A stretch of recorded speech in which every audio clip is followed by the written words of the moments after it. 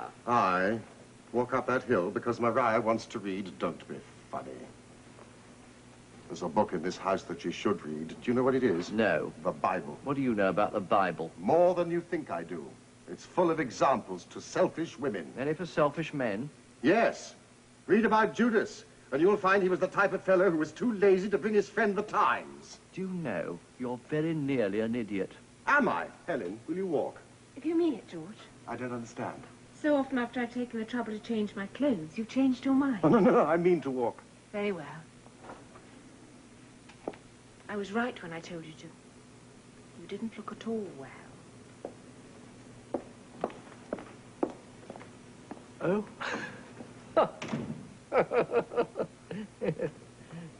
May I take part in the joke? Certainly not. Oh. I met the telegraph boy coming up the hill. He gave me this telegram for you. Oh, thank you. Don't you open telegrams? Not the ones I sent to myself. What do you send yourself one for? Tell me your joke and I'll tell you. Very well. Well, when Helen said to me, "You don't look at all well," I thought she said, "Tell her to go to hell." I'll have you know, Richard, that my fiancée is not in the habit of using that type of language. Your fiancé? Are you and Helen going to be married? Yes, we are. Oh, I feel hurt. I think she ought to have told me. Oh, she couldn't. She doesn't know herself yet. What do you mean? You may have thought I've been wasting my time here. I haven't. I've been watching her very carefully. And I've come to the profound conclusion that she is in every way a fit person to be the Duchess of Bristol. Oh, I agree. She has the disadvantage of having no family behind her, as it were. Her father, unfortunately, was only a prickle maker, but she is by nature a lady. And as I have to marry, I'd rather marry her than anyone that I know. Although I realize at first my family will strongly disapprove. Oh, I don't see why. Helen's one of the nicest women in the world. Oh, yes, I agree. Hey, you didn't tell me you got any cigars. I only brought 50. Consequently, I only smoked them when you weren't here. You mean devil. Only where cigars are concerned. Now, to continue. I'm resolved to play my part.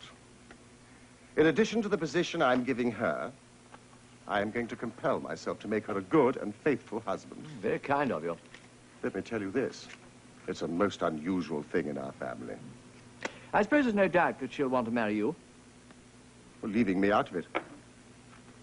Are you suggesting that there's a woman in England who would refuse to be the Duchess of Bristol? Oh, no, that's true. Oh, don't be childish.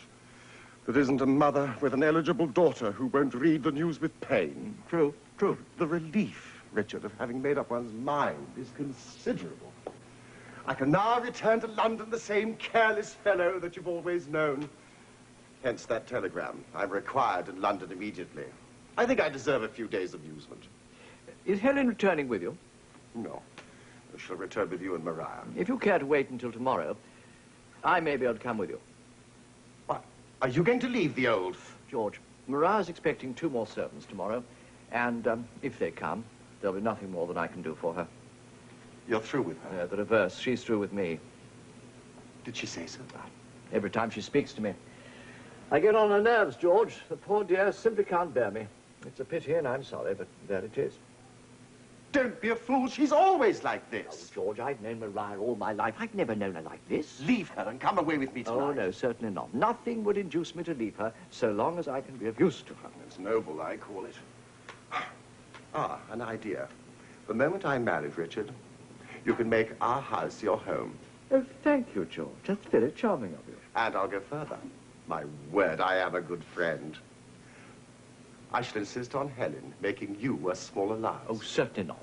Oh, very well. But never forget that I made you a damned good offer. An offer you should be ashamed of. Well, I'm not. I'm what an American friend of mine would call a far-seeing son of a gun. It's a nice cigar, Richard. Very. I have very expensive but very pleasant memories of women, Richard. And I've only loved one woman all my life. It's a pity. You've missed a good deal. Oh, it's fun while it lasts. Do you know, I've always believed... Did you know, Molly? Just. My word. She was expensive. but she was a very sweet woman. I like Molly very much.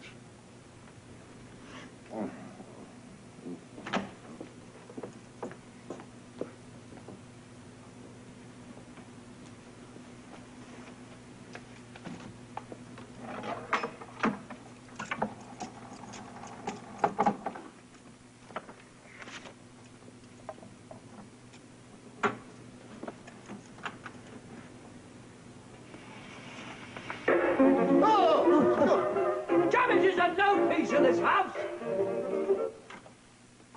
That is very, very interesting. Sorry, Maria. You frightened me. I was asleep. Really? You know how one says things when one's half unconscious. Perfectly. The last person I was married to was frequently in that situation, and I found that was the only time he spoke the truth.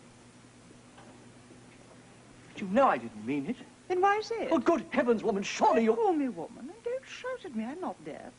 And if you must smoke cigars, which I told you I hate, you might at all events try not to drop your ash on the carpet.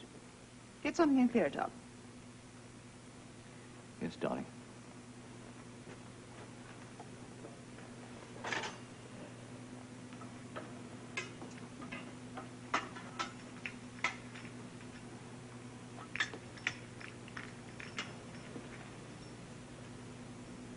There's another little bit here.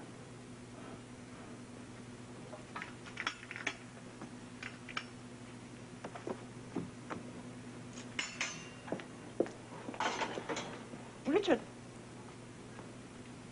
I am sorry your afternoon sleep was disturbed by me.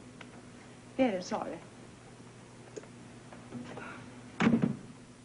That, I think, has put the lid on it. What would you advise me to do? I've always resolved never to be concerned at an inquest. She's a most unreasonable woman. I'd never known her like this. I've always believed, when I came away with her, that she liked me. It's a great pity. Anything the matter? Yes, there is rather. Being a little tired, I unfortunately fell asleep. Maria woke me with great suddenness by playing the gramophone, with the result that I unhappily inquired if there was no damned peace in the house. Was she hurt or angry, Richard, dear? Hurt, I think. I expect so. I could kick myself.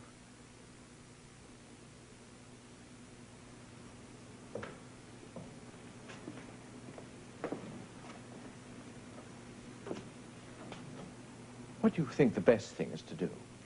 Tell her to go to hell. H-E-double-L. Helen, you don't understand. Believe me, I do, Richard, darling.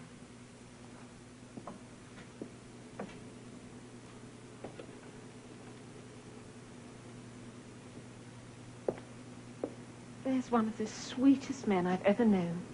Are you ready, George? The sun's gone. You mean you don't want to walk? Well, of course I want to walk, but I'm thinking of you entirely. The sun's gone. And incidentally, Helen, I've had some very bad news from London. I'm sorry. It means you'll have to leave for London at once, I'm sure. I thought of every conceivable way of avoiding it, but alas, there is just no way. I shall literally have to tear myself away tonight. I'm sorry. So, we don't walk? If you don't mind too much. Not at all. I understand. That's what I like about you, Helen. You do understand. I hope you'll always think so, George, dear. I shall, believe me. And you don't mind cigars? I like them.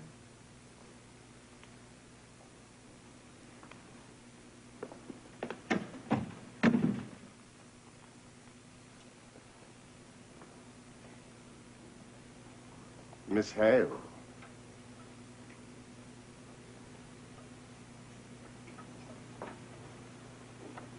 Helen. I'm anxious to tell you something which I have given considerable thought to. Please do. I hope you won't think that it's the impulse of youth or the lack of much consideration. I won't, George, dear. There is only one lady in the world whom I would ask to be the Duchess of Bristol. That's very interesting, George. And if you will ask me who she is, I will tell you. Who is she, George?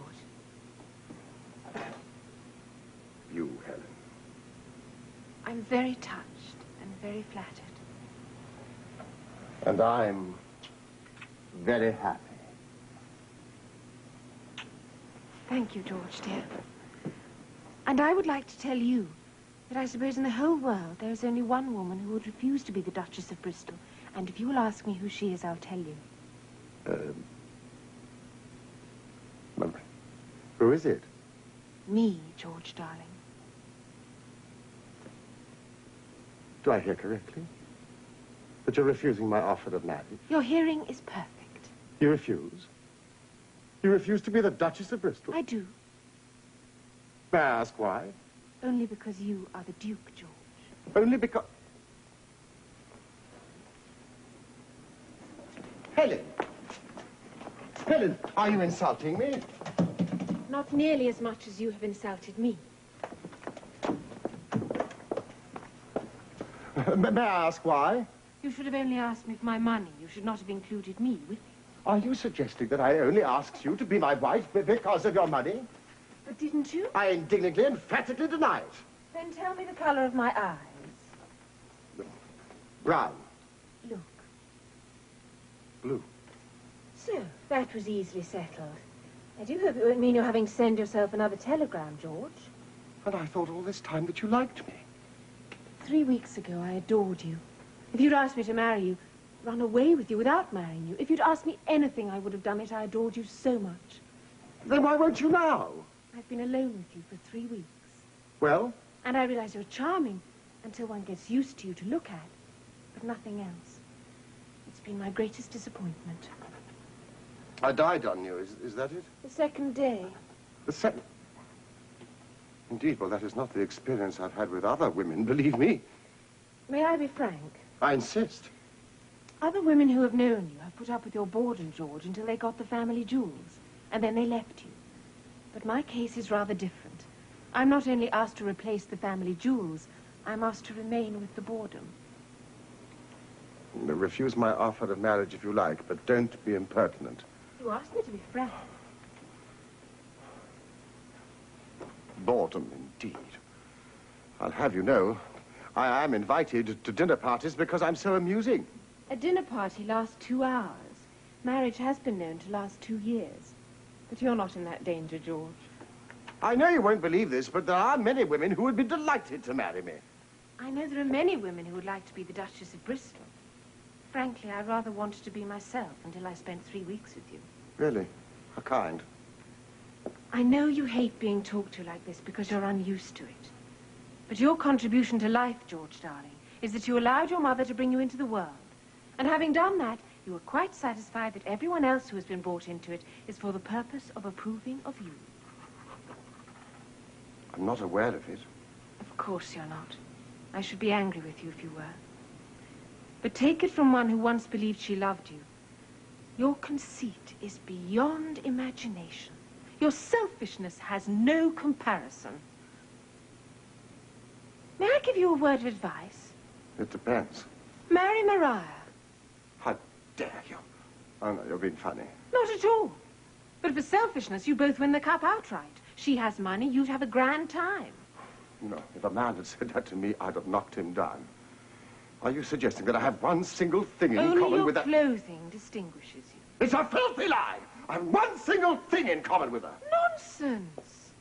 If you don't get your own way about everything, you sulk. So does Mariah. If Richard, who has walked up that hill twice, forgets your times, you are injured. If he doesn't wait on her hand and foot, she is angry. So are you. I have never let Richard wait on me once. Only because you've been too busy allowing me to. I thought you liked it. You thought I liked waiting on you as though I were a servant. You never said you didn't. George, there's one thing I like about you. You are the living illustration of the puerility of bringing a stupid man into the world with a title and taking a useful man out of it without one.